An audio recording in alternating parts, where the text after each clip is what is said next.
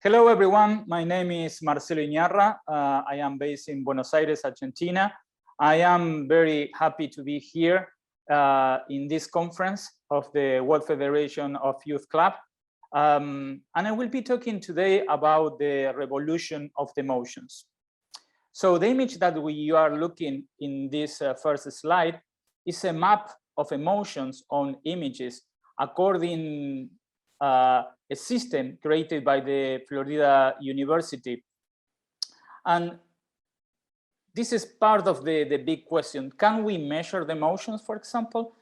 Yes, there are some systems that you can systematize the emotions and organize the way that you can pack and deliver some messages related with emotion, or at least understand your messages related with emotions. So are you ready for this trip on the revolution of the emotions? I hope that you say yes. And we will start today with an experiment. Are you ready for the experiment? Well, I will ask you to answer my question mentally in this experiment. So let's go to the experiment. So their names are Kiki and Buba. Which one is Kiki?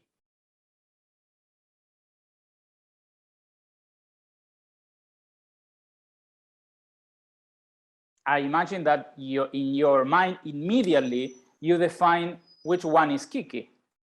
And maybe the most common answer of this experiment of these two researchers, Ramachandran and Hubbard from 2001, you said that the orange shape is Kiki. Around 95 to 98 people are answering that Kiki is the orange figure. So, and this is an immediate reaction explaining how our brain is combining the sound with the shape of the image. So, and this is part of the understanding of how our brain behaves to take decisions. So let's try to explain this experiment, understanding the evolution of our brain.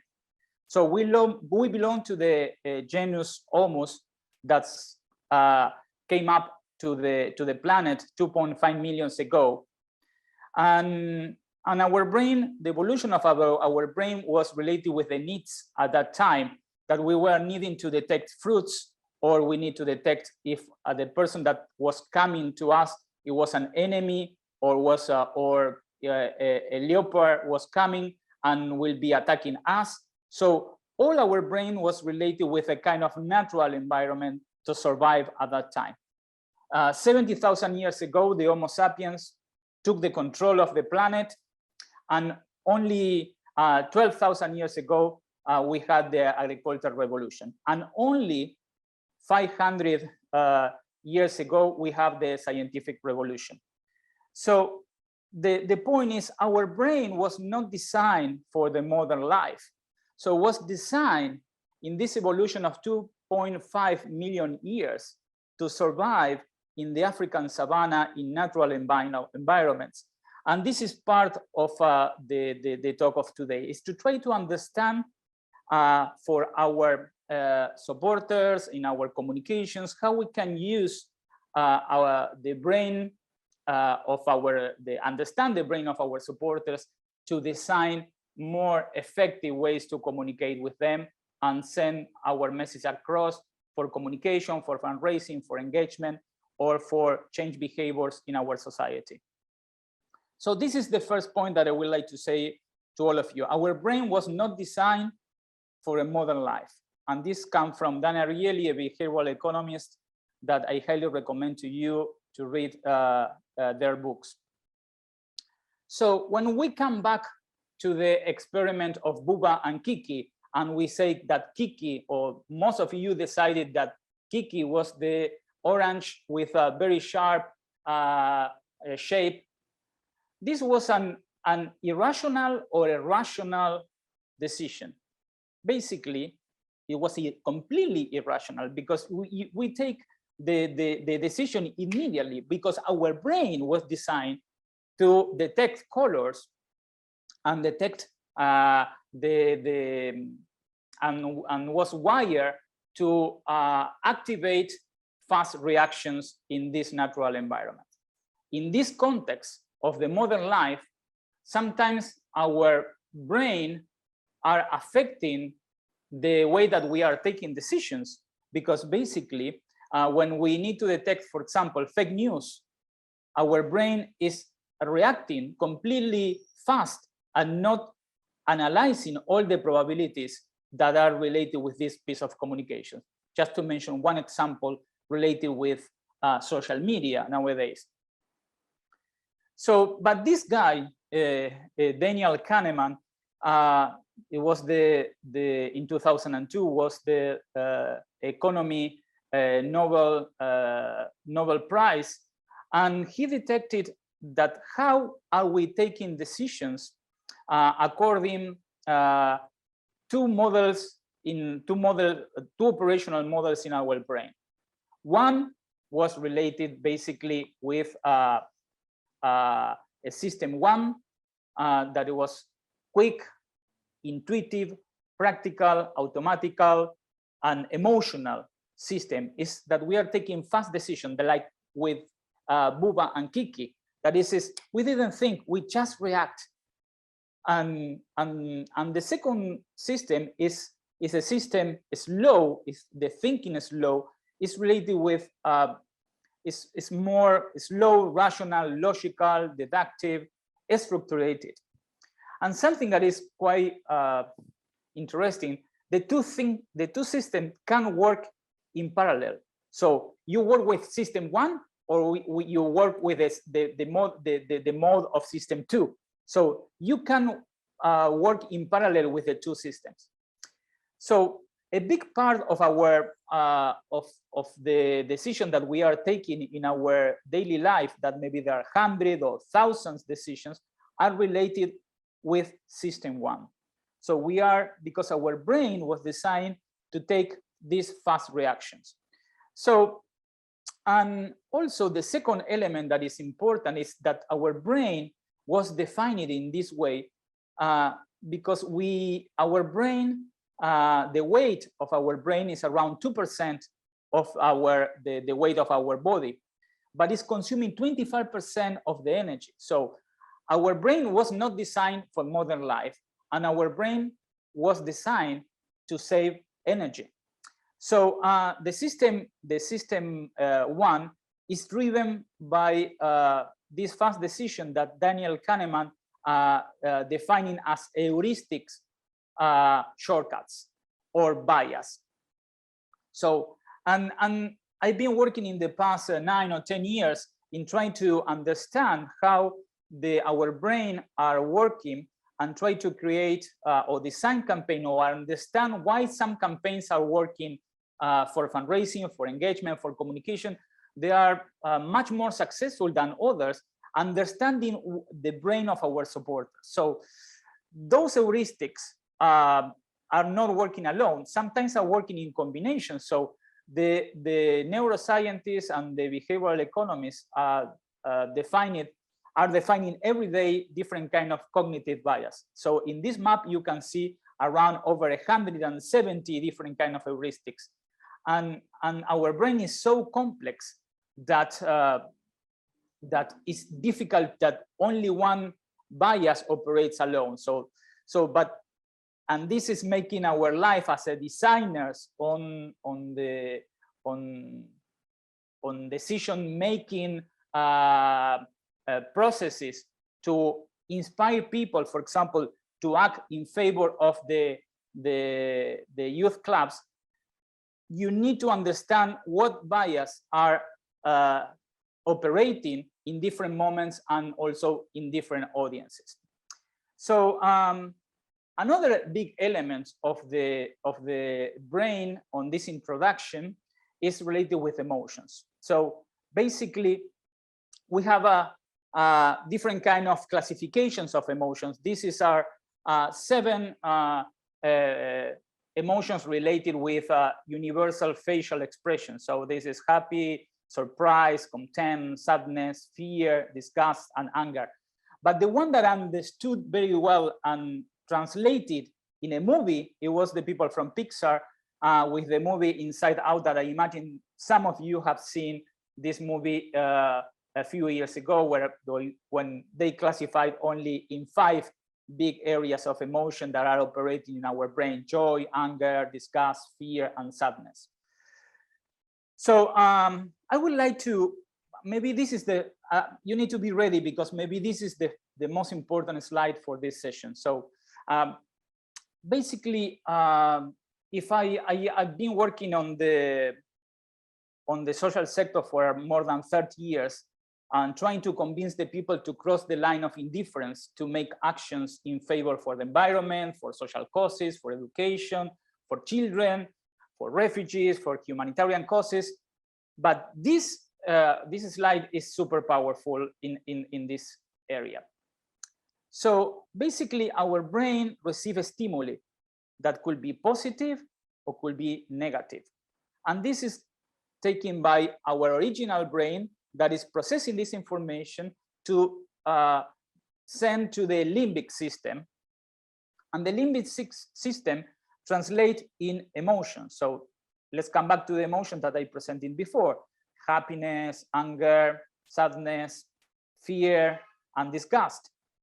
So the emotions are triggering 2 big systems related to generate pro-social actions, related with donations, sign a petition, volunteer, or change behaviors. So one system is the reward system. Sometimes when we see, for example, extreme poverty, we feel that we need to do something, and we need to compensate the anxiety and sadness that we have in our system, to try to compensate, and we have the system of empathy.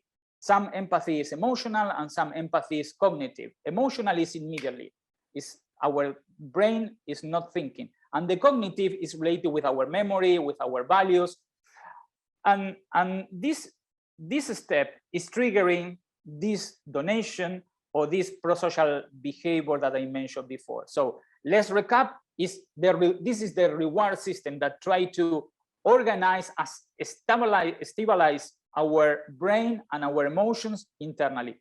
The other system is related with the alert system, that is related with selfish. I need to survive myself under, for example, a fear of the climate emergency, or a fear of the hurricane, or a fear of some stimuli that is, or a combination of stimulus that are processing in our brain. I think that is, I hope that is clear. There are 2 systems to trigger pro-social actions: the reward system, the alert system, related with these stimuli that are triggering in the limbic system emotions. So let's go to the practical aspects to summing up this presentation. So you can see here the well-known climate activist Greta Thunberg. And I ask to you, what were the emotions that Greta Thunberg was generating in the audiences? So let's think a little bit about it. It was happiness, sadness, fear, anger, disgust. I will help you here. It's basically, she's completely upset and anger related with the adults leaving this planet for the future generations. But for some other people, could be a fear of the future. And for some other people said, well, the floods, the intensification of hurricanes, the acidification of the oceans is generating sadness. So let's go to, I hope that this practical example of Greta is how you can translate to the youth club this revolution of the emotions to understand how you can understand more your campaigns and how you can develop new campaigns appealing to this symphony of emotions. So I was very touchy with the World Federation Youth Club Promise Award. I was really, honestly, I was congratulations to all of you. This is a fantastic piece of work, and I've been completely touched by Stephen Kwanza, so from Gamoa Dago in Ghana.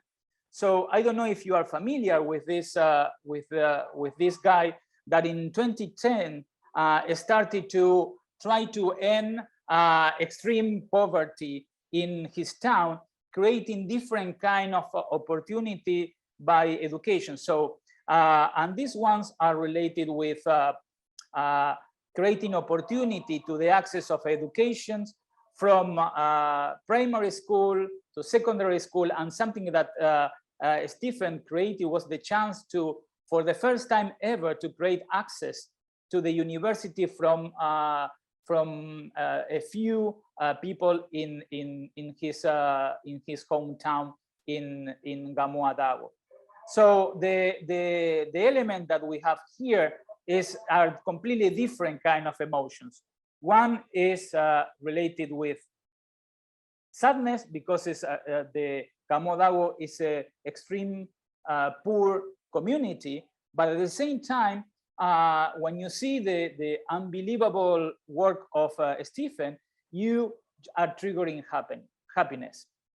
So I have I am fan of two people in the world nowadays. One is Lionel Messi, and I am now fan of Stephen Kwanza, that is making, honestly, three of the